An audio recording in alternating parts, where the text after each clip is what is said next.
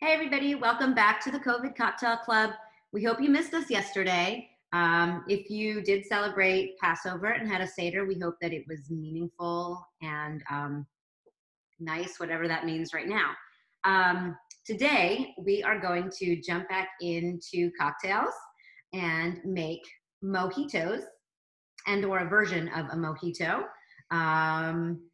So we hope that you have your shit ton of mint laying around and ready to go. Fun fact about a mojito. I don't know if you know this already, Jason, since you're usually our fun fact person.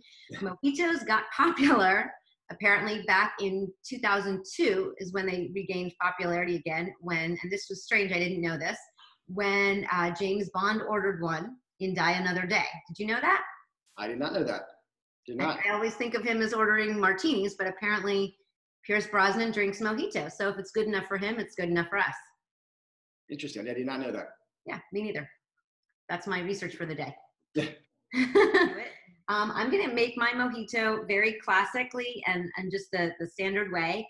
The nice thing about the mojito is it's made with rum.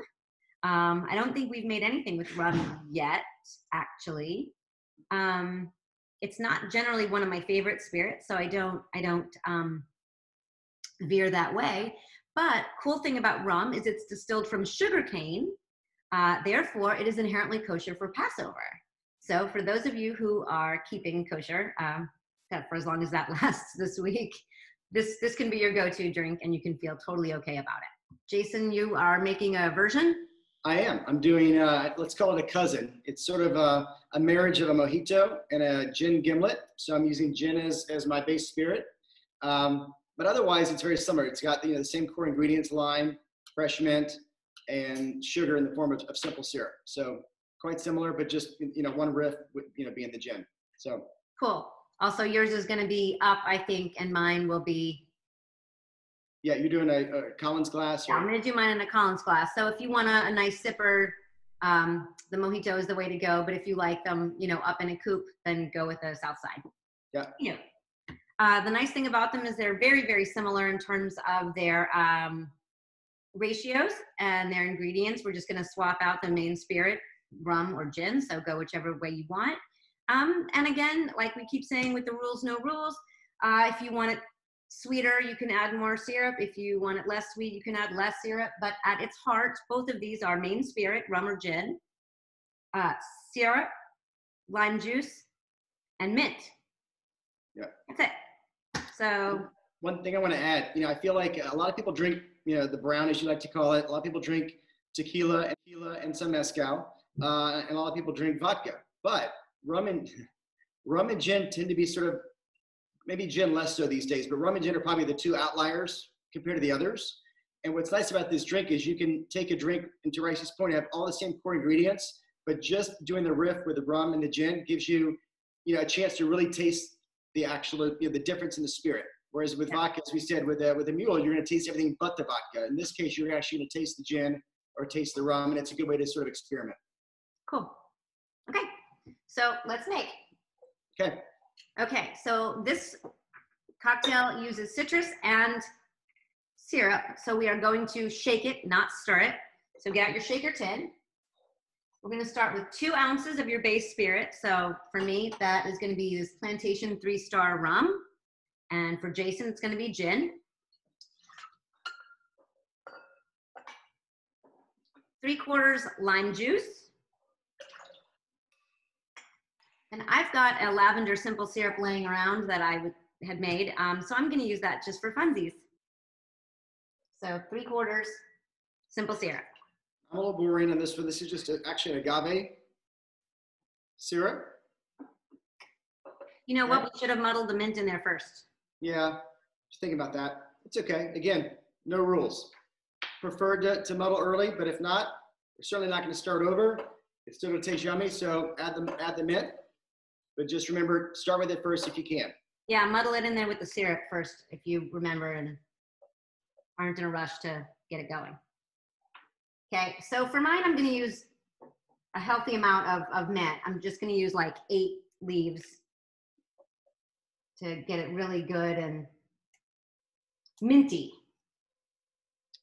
I believe the proper term is a shit ton, though, correct? I mean, if you want a scientific amount, then yes, shit ton. So once you get 10 or more, it becomes a shit ton. Is that right? I think it's 10 or more. Okay. Okay. Well, then go with that. Give it a good smack. Get it in there. I'm not going to muddle too much because I don't want too many of the nasty oils coming out. There's plenty in there. All right. Should we get some ice? Okay. Once you have your ice, just make sure you have a good seal and shake.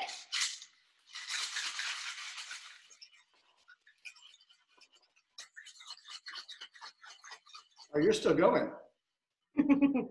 Showing off. Okay, and while Ricey's getting the rest of her ice, so again, I'm using a coupe glass. As you guys know, we like to do the little trick of chilling it. So I actually added some ice and actually put it in the ice maker to let it get nice and cold and chilled. Rice, you got a Collins? We got a Collins glass. It's gonna be nice and tall, lots of ice, make it nice and cool. Now, and hopefully we have little bits of mint floating around in here that'll make it really delicious. And on mine, I'm gonna double strain mine because mine's is served up. No such luck. Okay, so for the mojito, not so much the Southside. You're gonna go ahead and top it with some Topo Chico or club soda or whatever you've got laying around. Give it a little fizz, a little bubbly. And garnish gorgeously with your mint.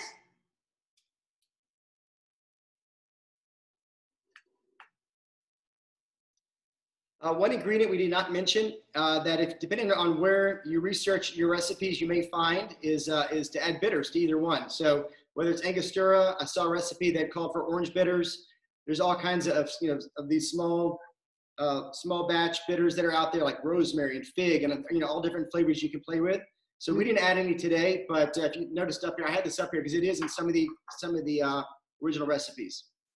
Yeah, anything herby would be really nice in there. I've got a thyme that might have been nice also, or a lavender. Okay. Yeah. So before we drink, let's talk about tomorrow. Homework for tomorrow, being a Friday, we like to do something a little extra special, and with it being Easter weekend coming up, for those of you that celebrate, we're making a cocktail that would be good, I think, for the entire weekend, certainly for a brunch. So without giving you the exact recipe, tomorrow, just make sure you have either champagne or cava or Prosecco, have some gin, lemon juice, and what else? A champagne flute or a coupe glass. Yeah. So that's Sounds it. good. All right, guys. Happy Thursday. Cheers, Rice. Cheers, Jason.